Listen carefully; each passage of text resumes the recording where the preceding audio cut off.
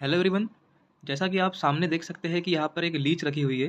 तो आज हम लीच के ऊपर ही एक वीडियो बनाने वाले हैं। तो लीच के बारे में हम आज जानेंगे। तो लीच जो है ये इससे लीच थेरेपी करते हैं। ये लीच थेरेपी जो है ये मॉडर्न साइंस का एक वर्ड यूज़ किया गया है। हालांकि लीच इसे जौ या जलों का भी कहते हैं, जो आयुर्वेद में बताया गया है।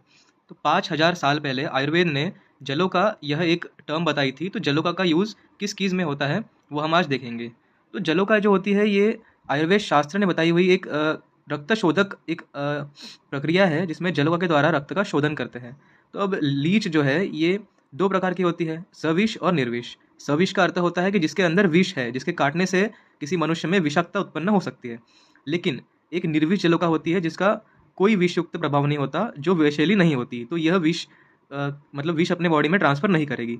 तो जो ब्लड लेटिंग की प्रक्रिया है, मतलब लीच थेरेपी है, उसके अंदर निर्विष जलों का उपयोग किया जाता है, ताकि किसी भी तरह की विषाक्तता उत्पन्न ना हो और पेशेंट को किसी तकलीफ ना हो। तो हम चिकित्सा के लिए निर्विष जलों का उपयोग करते हैं। अब इसमें लीच में क्या होता है, तो लीच की जो सलाइवा होती है, जिसकी जो लार होती है, इसके अंदर एक ऐसा घटक होता है जो खून को जमने देता नहीं है और आसानी से बिना पेन के खून को अपने शरीर से बाहर चूस लेता है या फिर पी लेता है। अब इसके अंदर जो सलाइवा है उसके अंदर जो मैंने बताया घटक होता है, तो उसे हिरुडिन कहते हैं। तो हिरुडिन हिरुडिन क्या काम करता है, तो जो उसका जहाँ पे भी हमने लीच लगाई है, जिस भी पार्ट में हमें कोई भी दिक्कत है वहाँ पे हमने लीच लगाई है, वहाँ पर वो अपना मुंह चिपका देती है और वहाँ से खून चूसना स्टार्ट करती है। अब इसके सलाइवा के कारण क्या होता है कि वहाँ पे किसी प्रकार का पेन नहीं होता, सेंसेशन नहीं होता, पेशेंट को पता भी नहीं चलता कि वहाँ पे लीच लगी है, वो अपना खून चूस रही है। और दूसरी बात यह है कि वो खून को जमने नहीं देती है। तो इसके सलाइवा का ये इंपॉर्टेंट घटक है जो खून को जमने देता नहीं है। अब लीच थेरेपी किन किन बीमारियों में करते हैं हम देखते हैं। तो मेनली यह ब्लड इम्प्योरिटी को ठीक करती है, मतलब जिसमें भी ब्लड की कोई खराबी हो उसको ठीक करती है। तो आयुर्वेद में कहा जाए तो इसमें पित्त का शोधन करती है, अर्थात पित्त जो दोष है उसको हम उसे कम करती है, मतलब उसका शमन करती है। जो पित्त बढ़ गया है उसे दो कम करती है। और ब्लड जो है उसका उसकी इम्प्योरिटीज़ को ठीक करती है। तो ब्लड की इम्प्योरिटीज़ ठीक करेगी और पित्त का शमन करेगी, अर्थात पित्त दोष का जो बढ़ गया है, प्रकोप हो गया है, उसे कम करेगी। अब देखते हैं कि जलों का किस किस डिसीज़ में यूज़ होती है। अब जैसे कि देखा जाए तो मेनली जो भी ब्लड की इम्प्योरिटीज़ है, मैंने अभी बताया आपको, उसमें भी यूज़ होता है। और हेयर फॉल में इसका बहुत अच्छा रिजल्ट देखने को मिलता है। तो हेयर फॉल, जिन भी पेशेंट को हेयर फॉल हो रहा है, बाल जा रहे हैं, बाल बहुत मात्रा में झड़ रहे हैं, तब भी हम लीच थेरेपी के द्वारा उसका ब्लड निकाल कर हेयर फॉल को ट्रीट कर सकते हैं। दूसरा आया पिंपल्स एक्ने। जो यंग लोग होते हैं, मेल फीमेल दोनों भी, उनको पिंपल्स होते हैं, एक्ने होते हैं, चेहरे पर दाग धब्बे हो जाए, तब भी हम लीच थेरेपी के द्वारा बहुत अच्छे से उसका ट्रीटमेंट कर सकते हैं।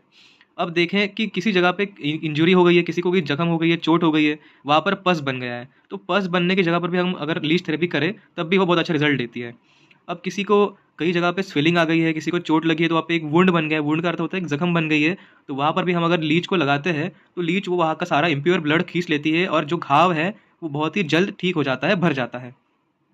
अब डायबिटीज़ वाले पेशेंट के लिए ये तो एक वरदान जैसी है, क्योंकि डायबिटीज़ वाले पेशेंट में अगर किसी को चोट लगी है तो उनके घाव जल्दी भरते नहीं हैं।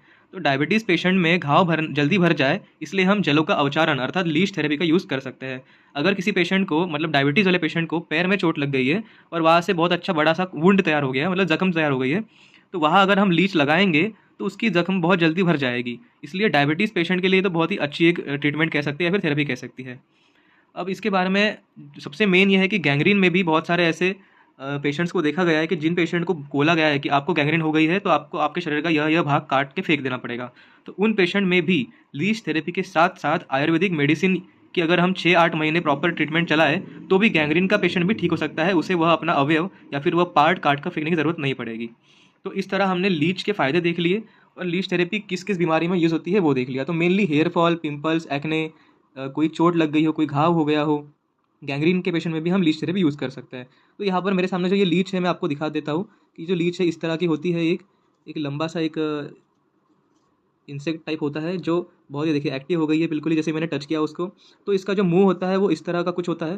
तो इसका मुंह हम पेशेंट के पार्ट में लगाएंगे जहाँ पर उसे ब्लड लेट आउट करना है, मतलब ब्लड निकालना है। तो ये देख सकते हैं मेरे हाथ पर भी ये खेलने लग गई है, बहुत बहुत ज़्यादा ही एक्टिव है ये।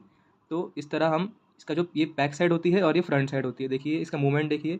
तो यहाँ पर हम पेशेंट का जहाँ पे भी खून निकालना है उसे इस भाग को हम वहाँ पर ऐसे इस तरह से रख कर लगा देते हैं। तो ये अपना काम करती है और ये पूरा खून चूस कर निकाल देती है। अब इसका वमन भी करना होता है, क्योंकि अगर हम इसके अंदर हमने बहुत देर तक खून रख दिया तो इसकी मृत्यु हो जाती है। तो वमन का वीडियो मैं नेक्स्ट वीडियो में बताऊंगा, वमन का कैसे करते हैं, किस तरह वमन होता है और किस तरह से हम वमन करके उसको निर्विष कर सकते हैं, ये नेक्स्ट वीडियो में रहेगा। Thank you.